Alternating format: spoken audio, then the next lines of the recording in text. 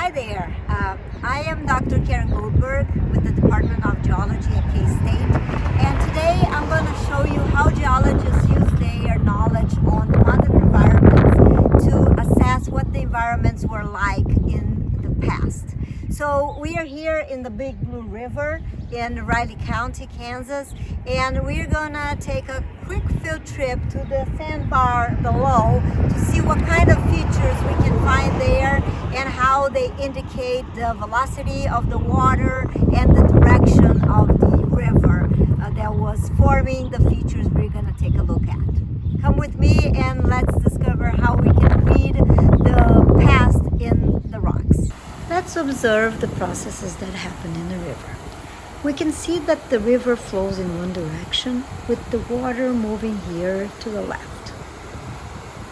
The sandbar that is exposed in the background was formed by the accumulation of sediments on the riverbed. We can also see different types of undulations in the water. Where the water is fast, some of them even seem to be moving against the flow. These undulations propagate down and form dunes on the riverbed by moving the sand in the current direction, pushing the sand that slips down the front of the dune. Where the water is slower, only ripples are formed. Therefore, we can tell the velocity of the flow by looking at whether ripples or dunes are found on the riverbed.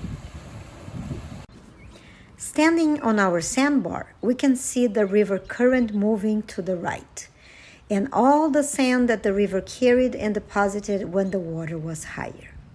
If we take a closer look, we can see small dunes formed on the riverbed by the strong current that flowed here when the channel was full. Let's see what these dunes tell us. We can see that the sand is undulating. Again, these dunes were created by fast-moving water that pushed the sediment downstream in this direction. We can tell the direction of water movement even in the absence of water because these dunes are asymmetrical, meaning the back of the dune is flatter and longer than the front part, what indicates that the dune was migrating, moving to the lower right. Now, if we dig into one of these dunes, and my assistant Brent here is doing a very good job, we can see what the inside of a dune looks like. Isn't that cool?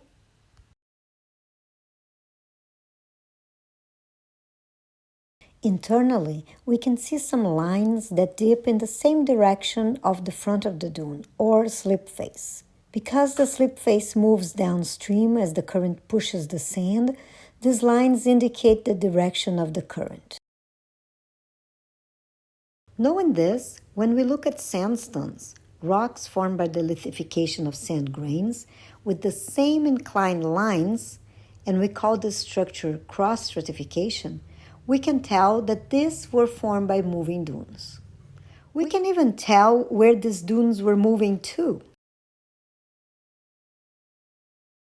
Geologists measure this direction with a compass and call it paleocurrent because it gives us an ancient current direction. Another thing we can observe is that along the river banks there are many trees. Just like sand turns into sandstone through time, the accumulation of trees form coal. With this in mind, it is easy to interpret the past environments from the rocks we encounter along the way.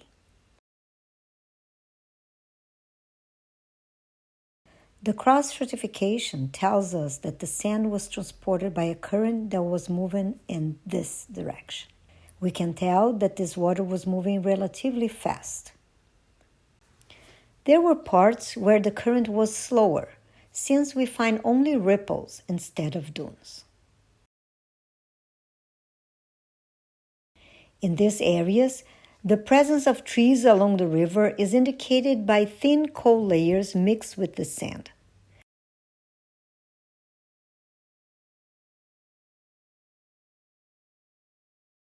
Coal is always an unequivocal evidence of land vegetation nearby. We are here at I-70 on an outcrop close to Manhattan, Kansas, and this region has been flooded by the ocean during some periods of time, about 300 million years ago. And the reason we know that is that some of these rocks have a variety of marine fossils, as this one, as you can see. There is a bunch of shells, broken shells in these rocks. We can look closely and we see that these are brachiopods. These brachiopods are marine fossils, they are marine organisms, and the fact that they are found in these rocks tell us that this accumulated in the ocean 300 million years ago. As you can see, there is a bunch of broken shells in this rock, and this tells us that it was shallow enough for the waves to rework the shells and break them, disaggregate the shells that were originally together and break them, forming this kind of shell hash. So looking at these rocks, we know two things: that this was formed in the ocean, and the ocean was shallow enough to allow for the waves to rework the bottom and break up the shells. Here we are in another location very close to I-70 on K-177. And what we can see here is a different situation than what we saw back there on I-70. Here we see this red rock that has all these white markings. And what these markings are root traces.